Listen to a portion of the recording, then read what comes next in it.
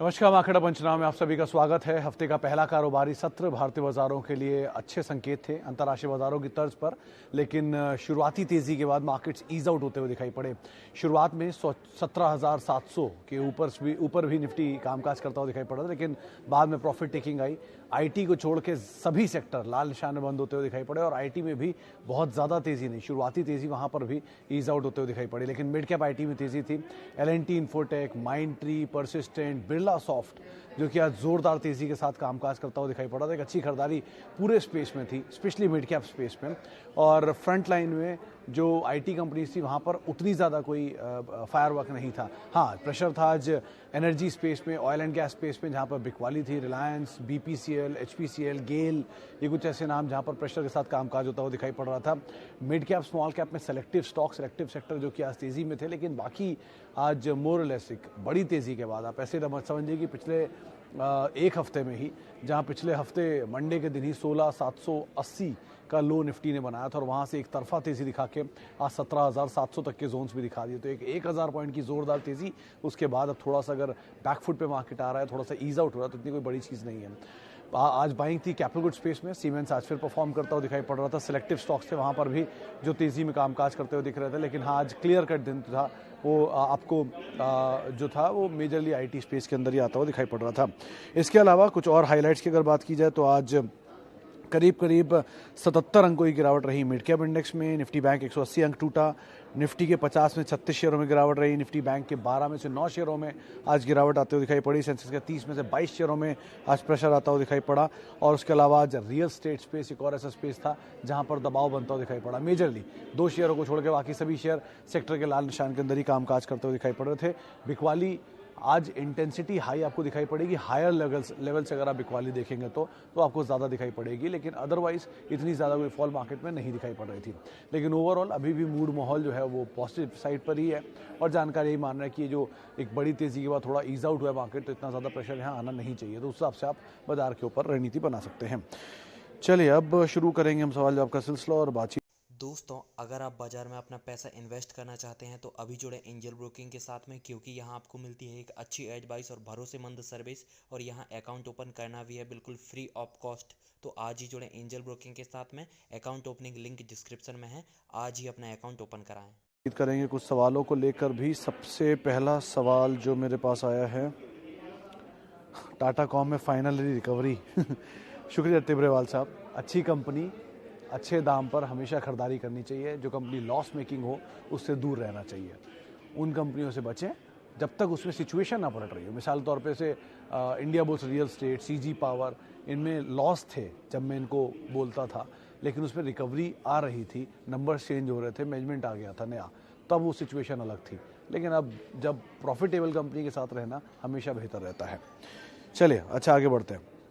Should I start accumulating Reliance again? I want to increase number up to 2,000. Is this advisable to invest more in this stock? Pandey साहब देखिए, दो तरह की चीज़ें हैं। पहली चीज़ तो देश की सबसे बड़ी कंपनी, सबसे बड़ा ग्रुप। दूसरी चीज़ बड़ी तेज़ी के बाद, हाँ मतलब अभी भी ये ऑब्वियसली बात है अपने हायर लेवल्स के आसपास, और ये वो स्टॉक नहीं है जो आपको बहुत एग्रेसिव मूव देगा, लेकिन ये वो स्टॉक है जो स्लोली चलता रहेगा। आप पिछले कई साल की हिस्ट्री देखेंगे तो रिलायंस को ऐसी बड़ी तेज़ी नहीं दिखाई है, लेकिन स्लोली एक मूव देता हुआ दिखाई पड़ रहा है।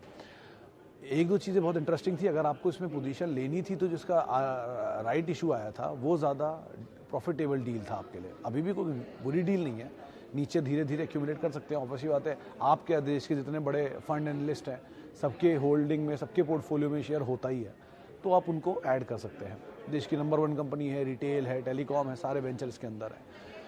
लेकिन उस तरह की सिचुएशन कभी क्रिएट होना तो वो ज़्यादा बेटर होता है। आपको मिला रिलायंस का ही शेयर, लेकिन 3 हिस्सों में पेमेंट करना पड़ा, तो आपकी कॉस्ट ईज आउट कर देता। अभी भी कोई दिक्कत नहीं है, आप आराम से इसमें पोजीशन ले सकते हैं, लेकिन नज़रिया ऑब्वियसली बात है आपका लंबी अवधि का ही होगा। ओके, आगे बढ़ते हैं। आरती टाटा केमिकल SRF एक्शन, अमन अग्रवाल साहब का सवाल है। 100 शेयर हैं आरती के, टाटा केमिकल के एंड SRF के। Want to keep 1 share out of all. Which one should I keep? Sir मेरी सीमित जानकारी ये कहती है कि आपको टाटा केमिकल रखना चाहिए पहले। तीनों में से। SRF भी अच्छी कंपनी है, लेकिन वो ऑलरेडी बहुत भागने के बाद, एडजस्ट होने के बाद नीचे मिल रहा है। तो आपके पास बोनस के शेयर आ गए होंगे मेरे ख्याल से। अगर आपको वो शेयर भी मिल गए हैं तो आप उनको रख कर एग्जिस्टिंग पोजीशन से निकल सकते हैं।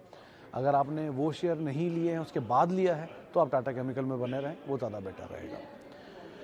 ओके, सुज़लॉन पर व्यू, नीलम जी क्या व्यू दूँ उस पर? मतलब ये आप उस श्रेणी में से रखिए जैसे आजकल, क्योंकि हर हाई डेट वाली कंपनियां चल रही है। HCC चल रहा है, रिलायंस इंफ्रा चल रहा है, रिलायंस पावर चल रहा है, सुज़लॉन चल रहा है, आइडिया चल रहा है। तो ये उस कैटेगरी में है। आजकल तेज़ी में है तो कुछ नहीं कह सकते इनके बारे में, लेकिन सिचुएशन में कोई फेरबदल अब तक तो नहीं हुआ है। आपके पास हैं तो आप ऑब्वियसली बातें बनी रहेंगी, मेरे कहने से निकलेंगी नहीं। लेकिन अगर आपके पास नहीं है तो नया निवेश सिर्फ इसलिए कि वो शेयर चल रहे हैं मत करिए, टिल द टाइम उसके नंबर इंप्रूव हो जाए। मान लेते हैं सुज़लॉन के नंबर इंप्रूव होने तक भाव 14 रुपये आता है, मान लेते हैं, लेकिन नंबर इंप्रूव हो गए तो वहाँ से स्काई इज़ द लिमिट। ऊपर तो कुछ भी लिमिट नहीं है ना, नीचे लिमिट है। तो इसीलिए अगर नंबर इंप्रूव हो जाए, थोड़ा महंगा ही मिलेगा ना, लेकिन उसके बाद तो सिचुएशन आपको पता ही है। अभी सिचुएशन नहीं पता है, इसलिए अनसर्टेनिटी है, अवॉइड करें। जब तक अगर आपके पास हैं तो बात अलग है, लेकिन नहीं है तो नए निवेश के लिए आप उसमें मत जाएं। ओके, आगे बढ़ते हैं। और कैम्प्स, चौहान साहब, इनफैक्ट कई सारे सवाल हैं, चौहान साहब का खाली मैं नाम ले लेता हूँ। लेकिन आज ब्लॉक हुआ, एक 7.5% इक्विटी का एक ब्लॉक हुआ था। उस ब्लॉक के बाद वो शेयर नीचे आया, 950 करोड़ रुपए के आसपास की वो पूरी डील पड़ी है। किसने लिया है अभी तक क्लैरिटी नहीं है, इसलिए कुछ कह नहीं सकते। लेकिन अदरवाइज कंपनी का कारोबार बुरा नहीं है, हायर लेवल से काफ़ी करेक्ट भी हो चुका है।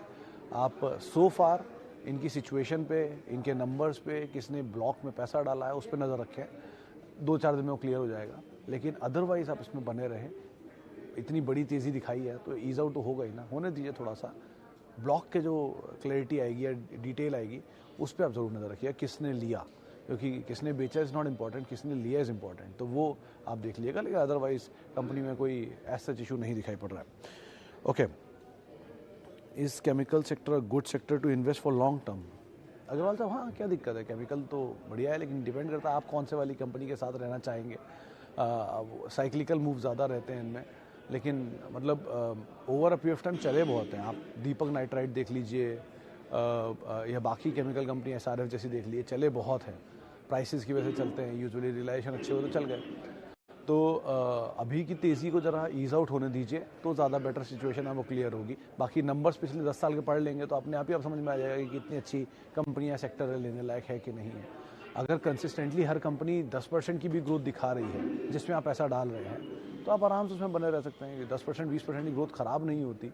कोई भी कंपनी 20% की ग्रोथ सालाना दिखा रही है तो बहुत बढ़िया कंपनी मानी जाती है। HUL, एशियन पेंट, पीडीलाइट ऐसी कंपनियां हैं वो जिनकी 20-25% की ग्रोथ मिलती है साल की। तो ऐसी ग्रोथ जिस कंपनी में मिल रही हो आप आराम से बने रहिए, कोई इशू नहीं उनके साथ। Prince Pipe and ICICI bank, is it right level to buy? Mittal साहब, ICICI बैंक पे तो आज सुबह ही किसी ने राय दी थी बाय साइड पे, आशीष थे शायद, आशीष जो हमारे जानकार हैं NAV इन्वेस्टमेंट वाले, उन्होंने इसमें खरीदारी की राय दी थी और वो तेज़ी मान रहे हैं। और ICICI बैंक ऑब्वियसली बात है, फंडामेंटली साउंड स्टॉक है, देश का सबसे बड़ा निजी बैंक है। नियर टर्म में भी वो तेज़ी मान रहे हैं और लॉन्ग टर्म के लिए 1000 रुपये के टारगेट्स भी सुन रहे हैं।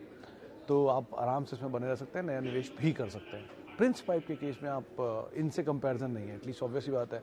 आप एक तरफ ICICI बैंक रख रहे हैं, दूसरी तरफ प्रिंस पाइप, तो वो तो नॉन फीजिबल है। लेकिन बेटर यही है कि आप ICICI बैंक के साथ रहें, वो ज़्यादा बेटर रहेगा। Okay, ICICI bank should I, इस पे बात हम कर चुके हैं ICICI बैंक पे। एक्सिस बैंक, जैन साहब, एक्सिस बैंक के केस में भी मतलब टॉप 5 बैंक्स के अंदर तो आता ही है। कम से कम शायद 2 साल पहले एक NPA को लेकर सिचुएशन थोड़ी ज़रूर ख़राब हुई थी। लेकिन हैविंग सेड दैट, सूटी का जो स्टेक था 3 मेगा कंपनीज़ में, L&T, एक्सिस एंड ICICI, वो धीरे धीरे ईज आउट हो रहा है। और जैसे जैसे वो ईज आउट होगा इस कंपनी के लिए पॉजिटिव होगा, तीनों के लिए। क्योंकि गवर्नमेंट जैसे ही एग्जिट करती चली जाएगी पूरा वैसे हैंगओवर ख़त्म होगा कि ऊपर के लेवल बिकेगा बिकेगा बिकेगा। तो वो अब शायद ईज आउट हो गया इन सब के लिए। तो आप बने रहिए। वैसे भी एक्सिस बैंक में कोई प्रॉब्लम नहीं है आपको बने रहने में। टॉप 5 बैंक्स के अंदर आप हमेशा बने रह सकते हैं। एक्सपेरिमेंट करना चाहते हो तो बात अलग है, लेकिन axis, HDFC, ICICI, Kotak, specially Kotak, इनको आप अवॉइड मत करिए। स्पेशली कोटक इसलिए बोल रहा हूँ क्योंकि ICICI बैंक, HDFC बैंक के केस में उनकी सारी सब्सिडरीज लिस्टेड है। मिसाल के तौर पे ICICI की सिक्योरिटीज़ लिस्टेड है, ICICI का लोम्बार्ड लिस्टेड है, जनरल इंश्योरेंस लिस्टेड है, प्रूडेंशियल मतलब लिस्टेड है, लेकिन HDFC के केस में HDFC लाइफ लिस्टेड है, HDFC बैंक का HDFC हाउसिंग डिपार्टमेंट लिस्टेड है, और आप HDFC में AMC लिस्टेड है, लेकिन कोटक का कोई कारोबार लिस्टेड नहीं है, सारा कारोबार उनके अंदर है। तो अगर उस तरह की ग्रोथ जो सेक्टर के बाकी पीयर दिखा रहे हैं, अगर वही ग्रोथ या उससे थोड़ी भी कम ग्रोथ कोटक की सब्सिडरी भी दिखा रही हैं, तो उसकी वैल्यू कितनी होनी चाहिए उसका अंदाज़ा लगा लीजिए आप खुद ही, क्योंकि सब कुछ उसके अंदर ही है अभी, और कभी ना कभी वो वैल्यू एक्सप्लोड होनी चाहिए। तो कोटक के अंदर ज़्यादा वैल्यू है इन सब के कंपैरिजन में, आप उस हिसाब से उसको देखिएगा। ओके,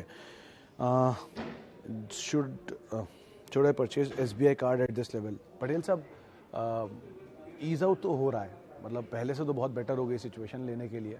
और याद रखिएगा, फॉलिंग मार्केट में रिस्क सबसे कम होता है किसी भी शेयर को लेने का, जब वो अपने बॉटम के आसपास होता है। मार्च का लो 650 शेयर के 650 रुपये के आसपास था। बहुत ही बेसिक अर्थमेटिक आपको बता देता हूँ।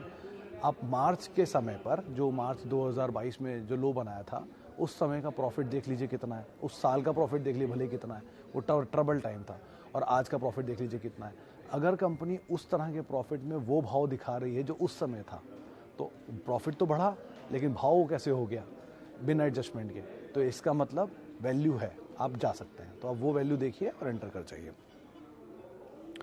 Okay, fresh entry in which stock of HDFC group?